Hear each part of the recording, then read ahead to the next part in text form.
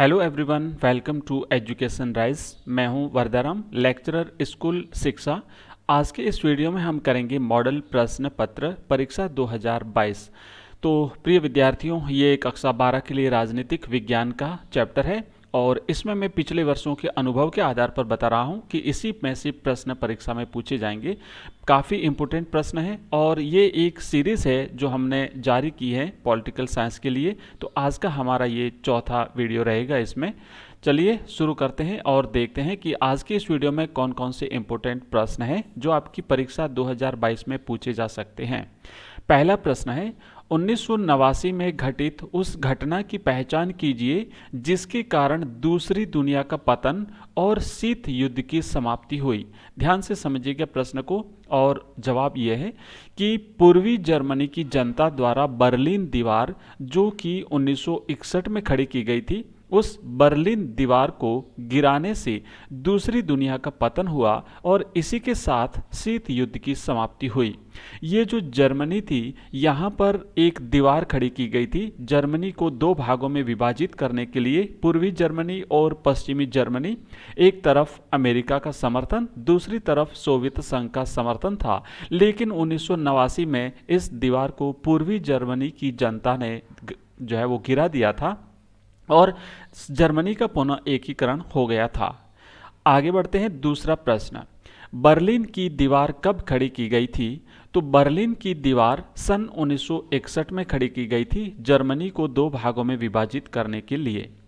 तीसरा प्रश्न, बर्लिन की दीवार किस बात का प्रतीक थी? उत्तर है, बर्लिन की दीवार पूंजीवादी और साम्यवादी दुनिया के विभाजन का प्रतीक थी, क्योंकि एक भाग पूर्वी जर्मनी और दूसरा भाग पश्चिमी जर्मनी बनाया गया था। एक भाग पूंजीवादी अमेरिकी अर्थव्यवस्था का समर्थक था, जबकि दूसरा भाग साम्यवादी सोवियत संघ का समर्थक था। चौथा प्रश्न, 1917 की रूसी क्रांति क्यों हुई? 1917 की रूसी क्रांति पूंजीवादी व्यवस्था के विरोध में हुई थी। नंबर 5, समाजवादी सोवियत गणराज्य कब अस्तित्व में आया? उत्तर है, समाजवादी सोवियत गणराज्य सन 1917 ईस्वी की समाजवादी क्रांति के पश्चात अस्तित्व में आया था। दोस्तों, ये सारे के सारे महत्वपूर्ण प्रश्न हैं, परीक्षा में इसी में से पूछे जाएंगे और जवाब भी आपको इसी प्रकार देना है। ध्यान रखिएगा, एक शब्द में जवाब बिल्कुल नहीं दें, बल्कि पूरा वाक्य बना करके, एक भाषा बना करके आपको आंसर देना है, ताकि आपको पूरे में से पूरे नंबर परीक्षा में मिल सकें। अगला प्रश्न है, बोल्शेविक कम्युनिस्ट पार्टी के संस्थापक कौन थे? बोल्शेविक कम्युनिस्ट पार्टी के संस्थापक थे व्लादिमीर लेनिन। ठीक है, Vladimir Lenin Bolshevik communist party के संस्थापक थे। सातवां प्रश्न है, 1917 ईस्वी की रूसी क्रांति के नायक कौन थे? व्लादिमीर लेनिन 1917 ईस्वी की रूसी क्रांति के नायक थे।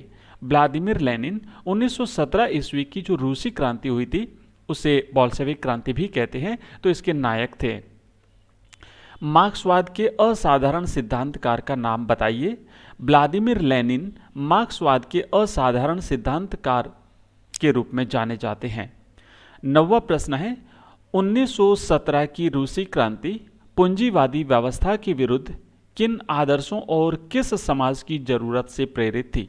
तो 1917 की जो रूसी क्रांति हुई थी वो पूंजीवादी व्यवस्था के विरुद्ध थी। 1917 की रूसी क्रांति पूंजीवादी व्यवस्था के विरुद्ध समाजवाद के आदर्शों और समतामूलक समाज की जरूरत से प्रेरित थी। ध्यान रखिएगा, पूंजीवादी व्यवस्था के विरुद्ध थी, समाजवादी व्यवस्था के आदर्शों के अनुरूप थी और साथ ही साथ समतामूलक समाज की स्थापना के लिए ये प्रेरित थी। 10वां प्रश्न है, सोवियत राजनीतिक प्रणाली की धुरी क्या थी? उत्तर है, सोवियत राजनीतिक प्रणाली की धुरी कम्युनिस्ट पार्टी थी।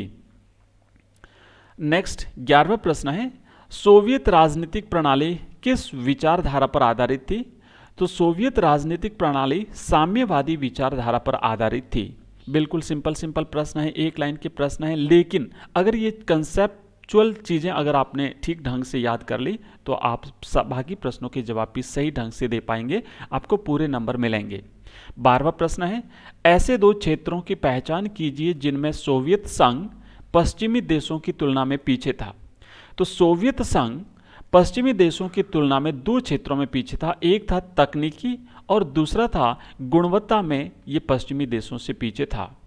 13वां प्रश्न, सोवियत संघ कितने गणराज्यों से मिलकर बना था?